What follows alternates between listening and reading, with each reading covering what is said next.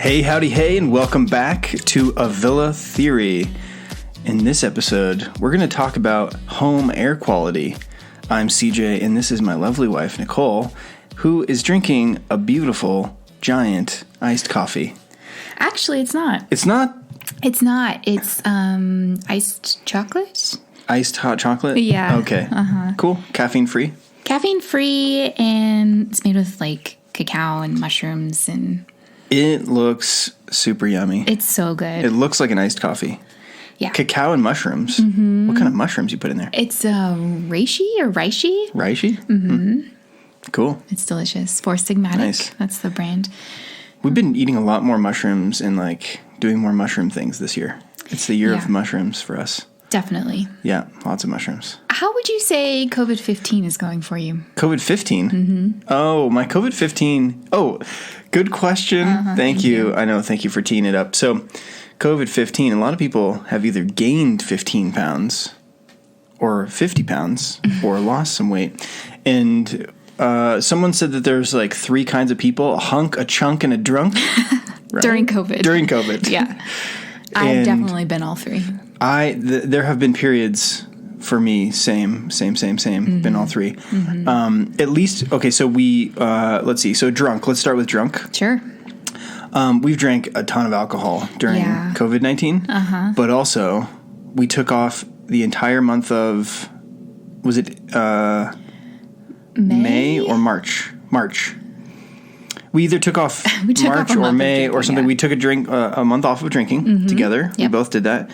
And then this month, July, I have taken off drinking, except for last night we had a margarita. We had a margarita. It was the one margarita all month, and it was a very special occasion because for the first time in many, many months, we had an official date where the kids were with my folks. Yeah. So that was a special occasion. But yeah, so I think in terms of drunk, we've been okay.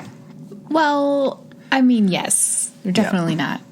Yes, sure, we're okay. We're okay, but I mean, like, we're definitely, like, we've been a drunk. We've been there. At the beginning, for sure, yes. I was drinking what felt like every day. Yeah. You know, it's dinner time. You just want to White Claw or 3, and then... Yeah. And then when we went up to the lake... Oh, yeah. Oh, my gosh. It just feels so good at the end of the day to sit outside. Yeah, we've been working our butts off, just, like, shoveling and digging and building things. And So painting. The problem with being a drunk, I guess, is that it turns you into... A chunk. So let's look at chunk next. Yeah. So chunk, I mean, the nice thing about White Claw is only 100 calories. Right. But when we're drinking these homemade margaritas that are like, you know, sugar on the rim, sugar inside, sugar on the top. Yeah. Okay, so chunk. How are we doing on chunk-wise? Oh, I'm not doing great. You're not doing great? Well, something happened last September where I kind of started getting into new, not good for me habits. Mm-hmm. Like, I kind of fell off of exercising, and generally,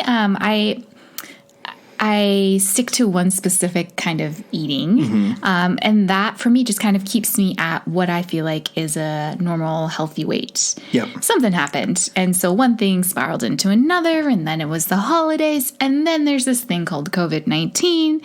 And before you know it, none of my clothes are fitting me the way that I would like them to fit me. So I've been working on that.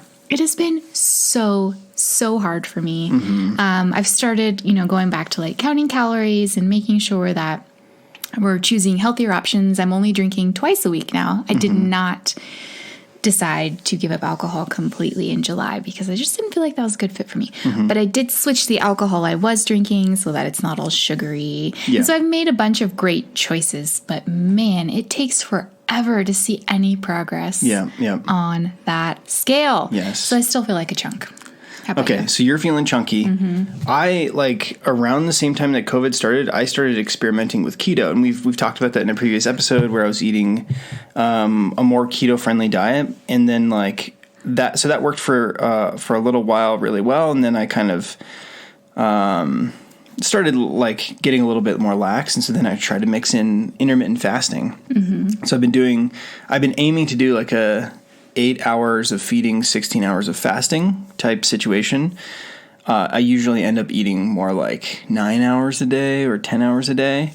and fasting for whatever that is, 15, 14 hours, which was cool. And that actually, like, I have definitely found that my body likes eating fat and protein. It does not like eating carbs. It's like carbs are not good for me, but I do enjoy sugar a ton. Mm-hmm. And I know that keto is supposed to be like mostly fat and like a little bit of protein, a little bit of carbs. But if I'm finding that if I have a super high protein, super high fat, or like high protein, moderate fat diet, that I tend to lose weight a little bit easier. Right. And so between intermittent fasting, eating mostly keto, or like a kind of like high protein keto, and exercising, I have not felt super chunk for a while. For you. Yeah. And how much weight have you lost? Since starting, like my starting weight, I think I've lost 36 pounds now. Dang. Yeah. So that brings us to hunk, huh? Yeah. So let's go to hunk. You turned into a hunk. Let's go to hunky hunk.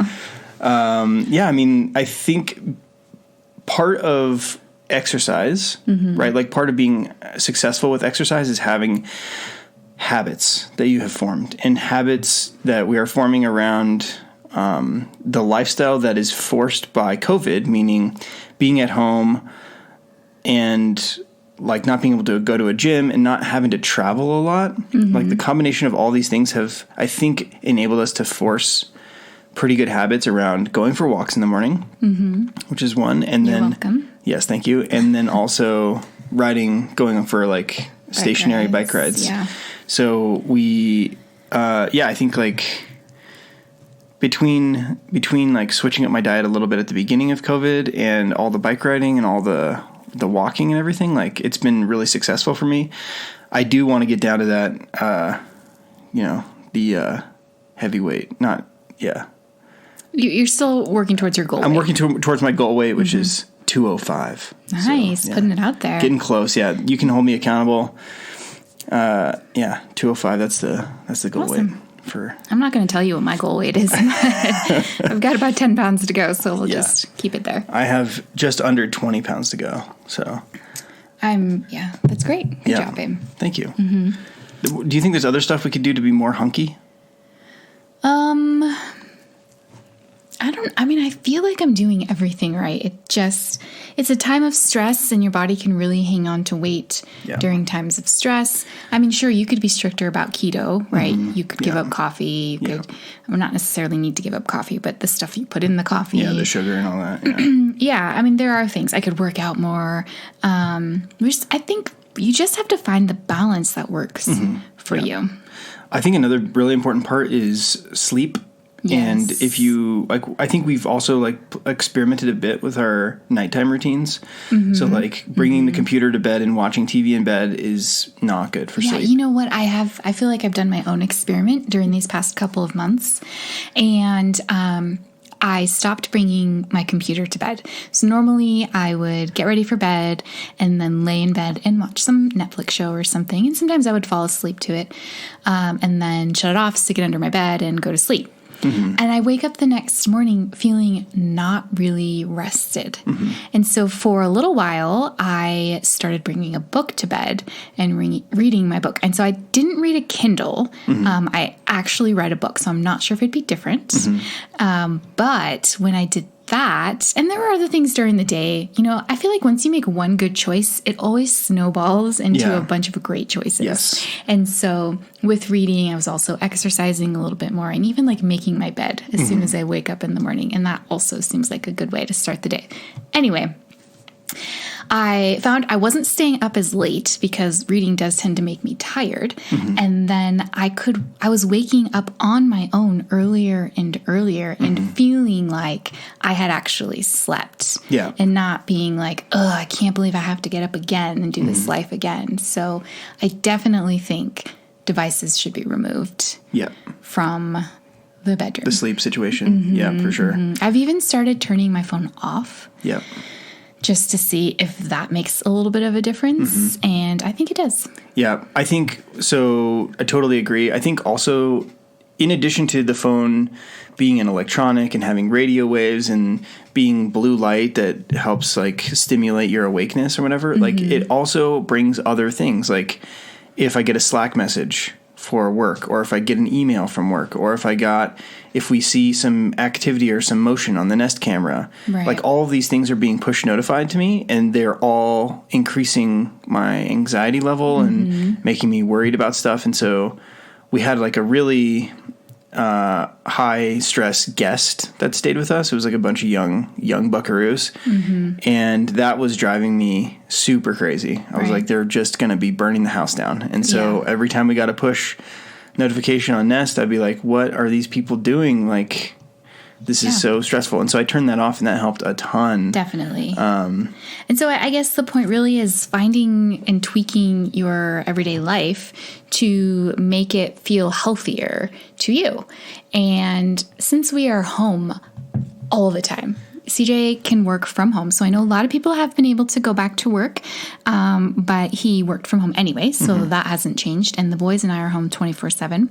And it is the summer, so we would have normally been home, but we would have been out way more. I would take them with me to run errands, do our grocery shopping. We would go to the pool. We would go to water parks. Just the library. Yeah.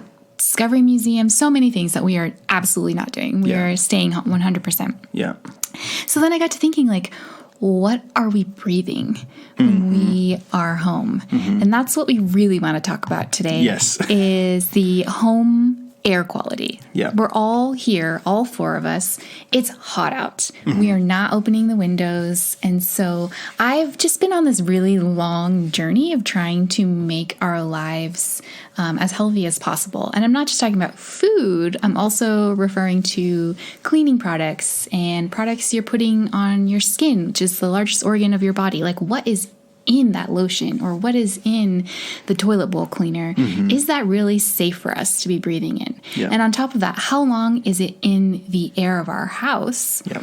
And what kind of side effects? And I think that there are side effects we don't realize actually are caused by these things, like maybe itchy eyes or scratchy throat. For a long time, and still even sometimes, when I get up in the morning, I feel like itchy, like I kind of feel like I've been sitting next to pollen all night long. And so I'm always curious, like, oh, is there something in our sheets? Or I don't know, did it just, everything just finally set in overnight? So, Or was there actually pollen outside? Yeah. Or was it just like I need to be taking Claritin a little bit more often? Yeah. So I've just been doing a lot of research, and I have been seeing a lot about air purifiers and how they are really helpful in your home. And I thought, oh, well, what better time to get one if we need one than a time when we are all home all the time? Yeah. So I started doing some research, and I learned a lot. You did. So like if we wind back a little bit, right? Like part of the like the side effects that you talked about, right? Itchy eyes and maybe like a little bit of like kind of feeling like allergies. Like that's a side effect that you might be able to attribute to other things, right? Like it could be like natural allergies outside, or it could be actually like some like sort of chemicals in your house, right?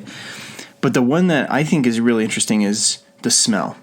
So a lot of people don't realize, like you get used to the smell of your house, right? Yeah. We've been here for 4 months. They call it nose blind. Yeah, you get nose blind. I actually remember learning about this in psychology. Yeah. There's like some sort of nerve, like whatever.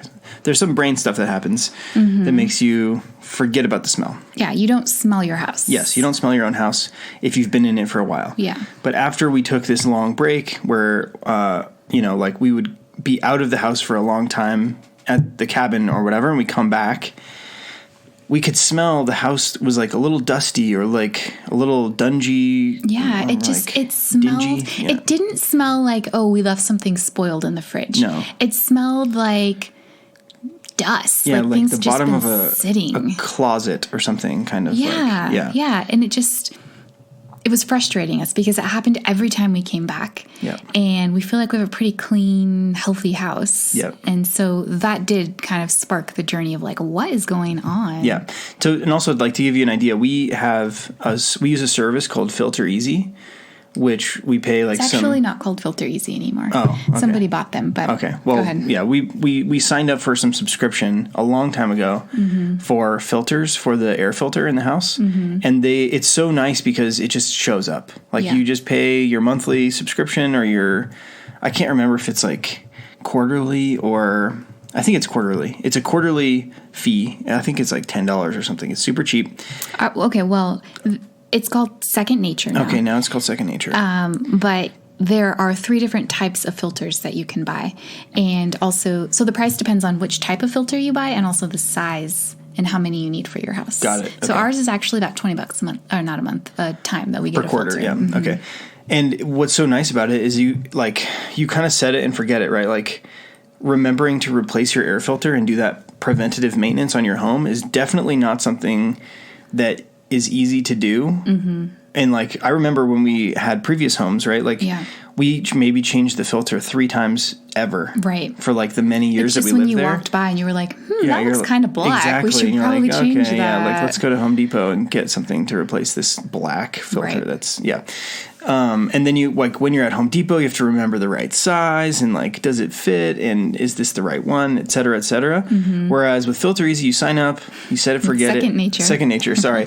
This totally sounds like an advertisement. It's not, but I want to just like say, this is an easy way. It's an easy way to do it. And like, I'm trying to make the point that like our house, we do make an effort to keep the house fresh and clean. Yeah. We don't have pets. Yeah. We don't have pets. We don't have we don't have like crazy things that should be making the house smell odd. And so Nicole has been like digging in real deep to try to figure out how we can make the air in the house cleaner. Yes. So what are like, I know you found a whole bunch of different ways. Air purifier is one of them. Right. But like, what are the other things that people could do for free? So what the issue here is that maybe what you're bringing into your house is actually off-gassing. And that would be, so have you heard of VOCs? Me? Yeah. Have I heard of a VOC? Yeah. An AOC? No. Before I had told you about it, had you heard of a VOC before? No. Okay. So a VOC is it volatile? Yeah. Volatile organic compound. So my source here is EPA.gov. So VOCs are emitted as gases from certain solids or liquids. VOCs include a variety of chemicals, some of which may have short and long-term adverse health effects. Concentrations of many VOCs are consistently higher indoors, up to 10 times higher than outdoors. And VOCs are emitted by a wide array of products. So like your paints and your aerosol sprays and your cleansers and disinfectants and your moth repellents and maybe things for your hobbies, dry cleaning, pesticides, the couch that you just bought. All of this is covered in different chemicals. Some of them are totally fine and some of them are not. I know a lot of things, like probably couches, are covered in flame retardant Yeah, I was going to ask, is that a VOC, the flame retardant stuff? I mean, that's the category I would put it under. Okay. Yeah. Because that's like in kids' clothes too, right? Yeah. And so, I mean, we're constantly bringing things into the house, especially plastics. And all of those things are emitting some sort of chemical. And again, like maybe it's totally fine and it's safe for your body to inhale those things. Maybe it's not. Or maybe it's not in high concentrations. And so you've just brought in a bunch of new things and all of a sudden maybe you're getting headaches. Or so. And people's lifestyle is changing with COVID. Before, people would come home, they would only be at home for 12 hours a day or 8 hours a day while they're sleeping, and then they'd go back out to work, right? And like now that everyone is home all the time, and it's you know probably what else more they're important. Probably doing? What? They're probably disinfecting a lot of things a lot more. Yeah. And so they're being exposed to the chemicals that are in those cleaners. Yeah. Okay. So all of this was really, it was so troubling to me. Well, the other thing too is that like, kids, now that kids are going to be homeschooled or be doing like remote learning for public school. Exactly. Kids are at home more. That means you're going to be disinfecting the kids' stuff more. And so, the possibility that these are harmful, right? Like it's different now than it was before COVID because you're spending twice as much or more time in the space. Yes. So I researched ways that we could try to... Would mitigate be the right word? Yeah. And the free ways, open up the windows, which is really hard to do right now. When it's 95 degrees so hot. out. And it's also really hard to do in the winter when it's freezing cold. Yeah. So we've talked about it, and we really want to make an effort to do this because I think just fresh air in general just kind of really helps clear your mind. So we have like the smallest window that we can actually open up our windows before it's way too hot outside. So we're hoping, as soon as we get up in the morning, just open up the house, even just for 10, 15 minutes, just to really bring in the clean air, hopefully clean air. That's the other thing, is you have to know what's going on outside your home. So we have an HOA, and so we pay into something that takes care of our lawn and all of our plants for us. So we need to pay attention to, are they spraying pesticides? What kind of work are they doing? Because we don't want to open up our house and then have all of those things come in as well. So that's just a little side note.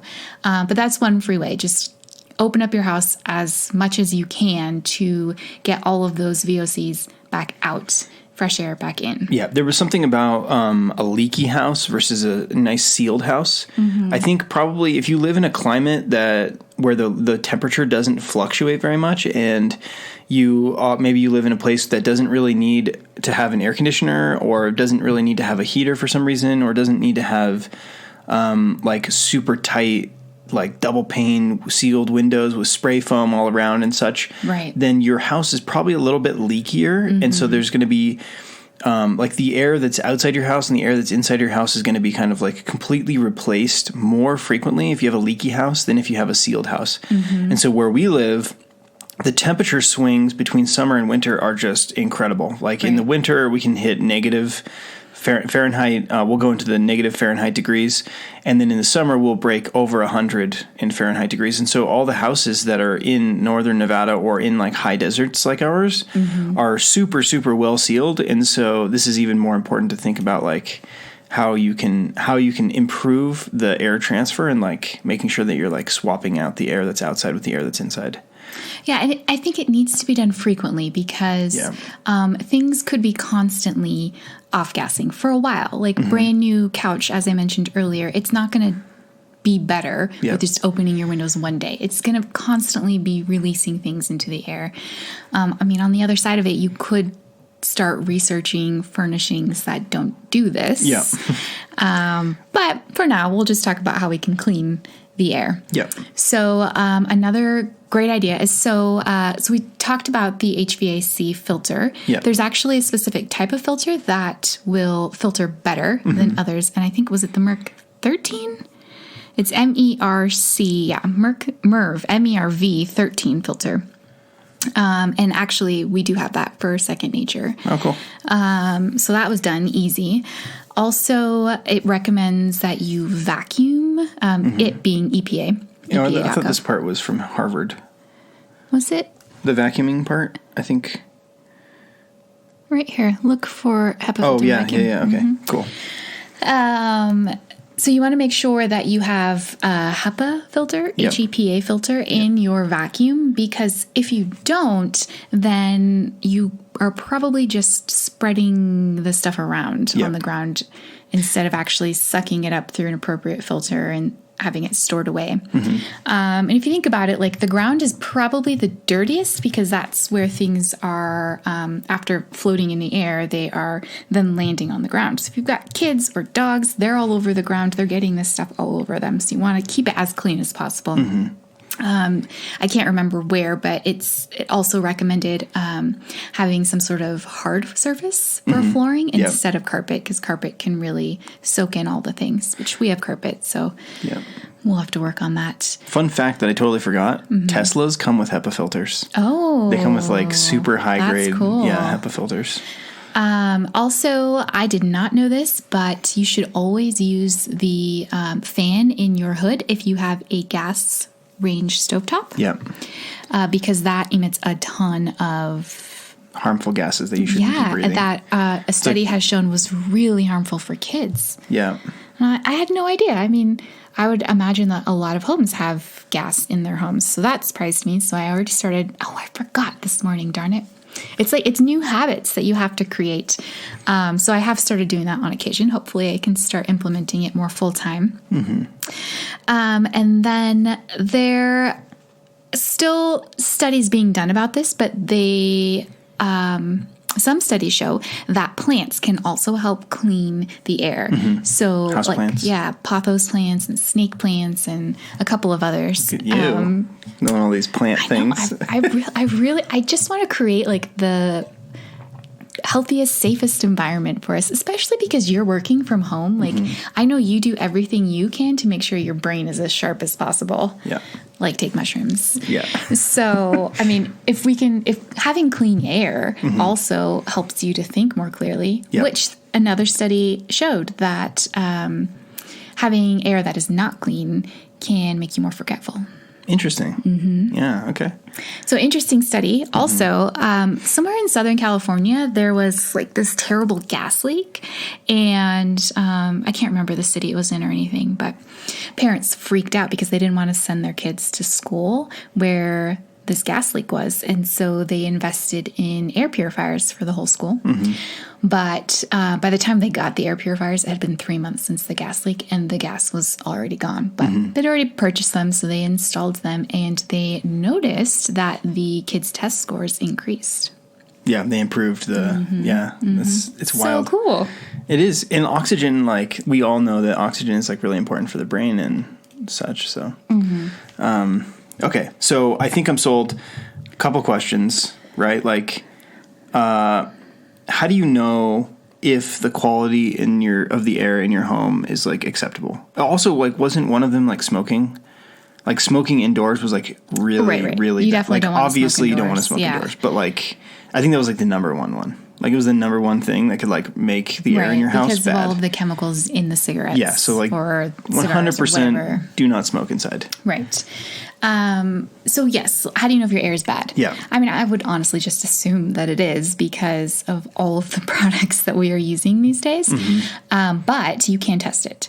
So there are little handheld devices that you can buy that will test the air for you. I started researching them this morning because CJ was like, I would rather start there than just kind of dive into, because air filters are not cheap. Yeah, or air purifiers. Air purifiers are not cheap. Filters are not filters are affordable. Purifier, if you're going to buy, what are like the price ranges for these purifiers? The air purifiers. Oh, $300 to $1,000. $1,000. Sure. Wow. I mean. Oh, okay? So there's another device too that you can, like, modern HVAC systems might have. What is it called again? It's like a heat register. Something. It's a device which is intended to help improve the transfer of the air from outside to inside. Remember? Yeah. What is it called? I don't know what it's called, but there are definitely systems that will bring in air from outside. So maybe yours already does it. If you live in a newer home, or if you just recently replaced your HVAC system. Are you looking it up? No, I was just trying to like remember what that looked like. But okay, so you can measure the air quality in your house with one of these little devices. Right. So I started doing research on them this morning, and the ones that you can get for home that are affordable, they don't seem reliable. Oh. So I'm sure there are great ones, but I feel like they probably cost as much as the air purifier. So the ones I was seeing were around $100, $120, $115, just to measure. Yeah. And I was pouring through the reviews because that's what I do before I buy anything. And they all were inconsistent. Some were like, if you really know how to calibrate this thing, then it's great. And others were like, this thing never works. It always says that the air is terrible. And I didn't feel confident that it was actually going to help us and that it was worth spending $120 on. Yep. So again, like I didn't spend a ton of time researching, but even one of the reviews said like, I'm just going to have my husband bring the one from work home, which to me meant like there are higher grade, commercial higher quality. Grade air quality monitors. But at that point, like if you're going to spend that kind of money, like why not just spend the money on the air purifier? Yeah. Or I wonder if there's also like services, like there definitely are. You can just like have someone come over and give you But again, like how much is that going to cost? Yep, a few $100s. We should start a business. Yeah. I think we are.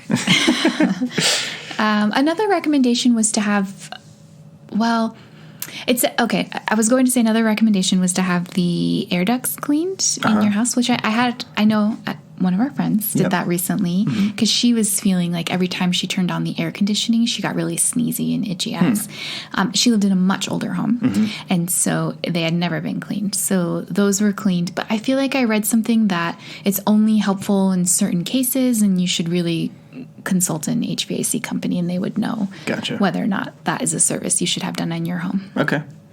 Yeah, having just been in the attic to install an Nest Cam, there's tons of those, like, there are tons of ducts, like, going all over the attic to pipe in the AC into the house, so that's not surprising. Yeah, also, I believe beeswax candles. Oh, yeah, okay, so going back to smell, the beeswax candle actually helps clean the air? Yes. Oh, wow, okay. Yeah, but it also helps with smell.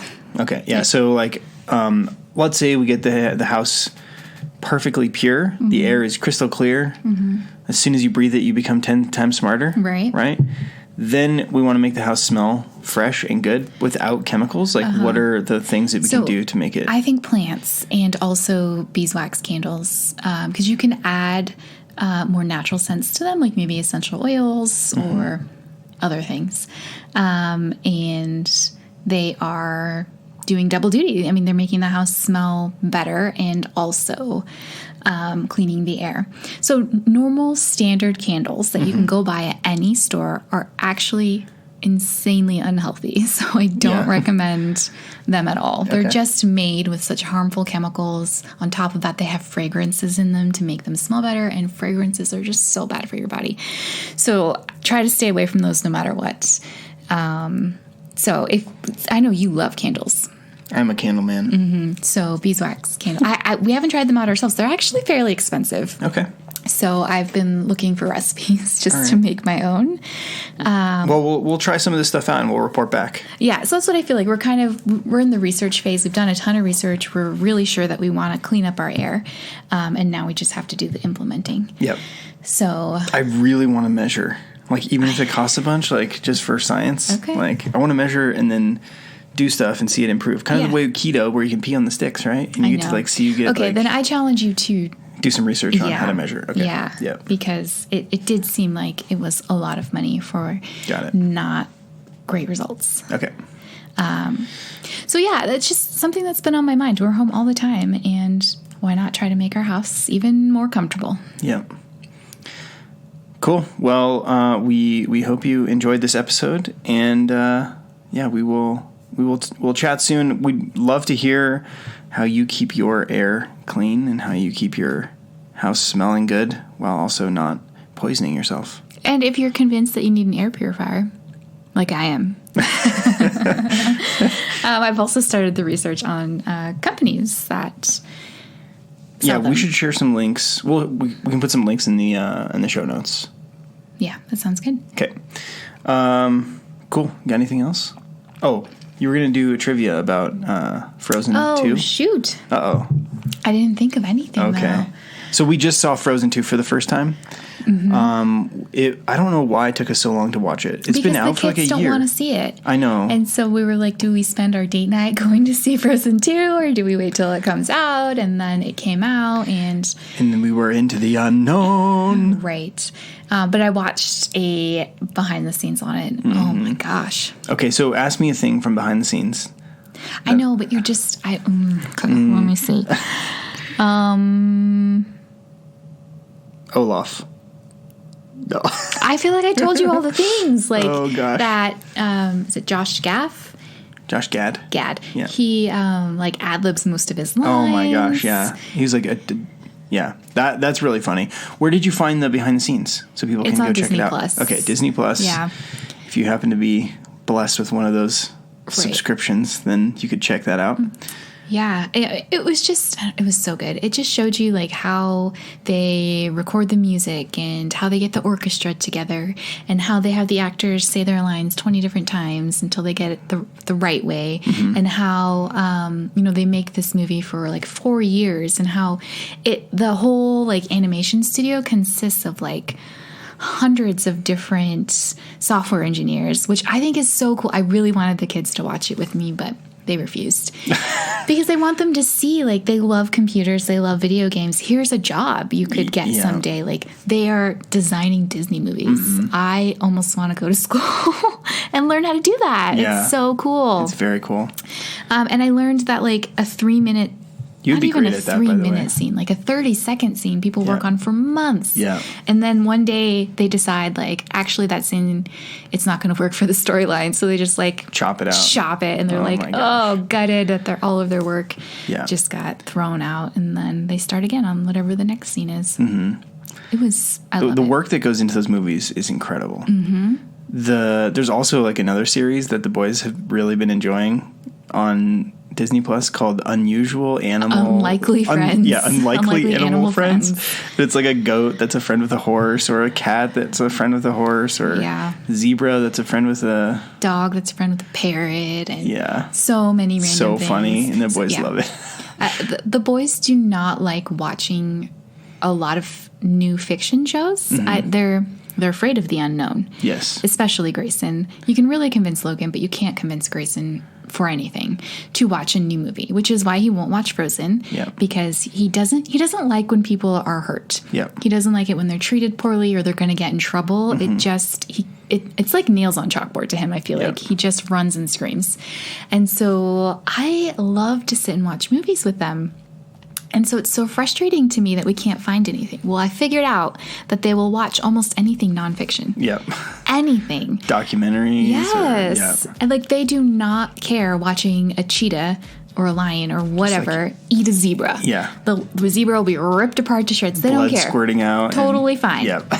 But as soon as Elsa starts singing, oh my gosh, let it go, he'll run screaming and crying. So I've been really happy to find that we can finally share some TV together. So anyway, that's what we've been doing. I'm sorry I did not have a very good Disney trivia. That's okay. That's all right. Next time. Sounds good. Or maybe the time after next time. Time after time. All right, friends. Have a great day.